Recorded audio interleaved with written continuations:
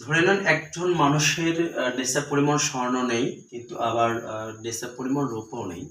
তাহলে উনার কিভাবে জাকাত দেবে?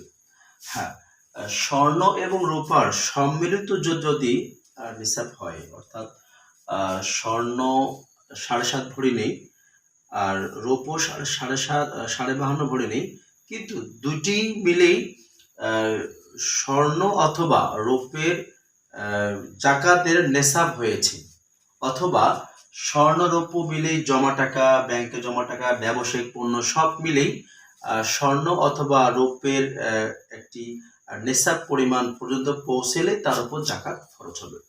সেভাবে আমরা একটি হিসাব করেছি। ধরেন একজন ব্যক্তির নাম হচ্ছে আব্দুল্লাহ।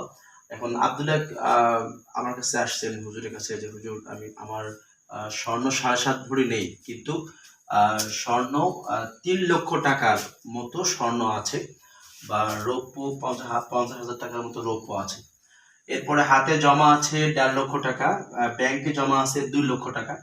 ব্যবসায়িক পণ্য উনি ১ বছর যাবত যে ব্যবসা উঠিয়েছে, তা বর্তমানে ব্যবসায়িক পণ্য ৫ লক্ষ টাকার মতো আছে।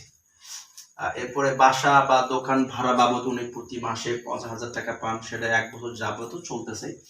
এরপরে হাওলাত দিয়েছে উনি, কাউকে যদি হাওলাত দিয়ে থাকেন, একজনকে হাওলাত দিয়েছে ৫০,০০০ টাকা, ওই বছরের মধ্যেই উনি ফিরিয়ে দেবে। ধরেন যে ১ মাস বা ২ মাসের মধ্যে উনি ফিরিয়ে দেবে, তাহলে ওই টাকাটিও অ্যাড করতে হবে।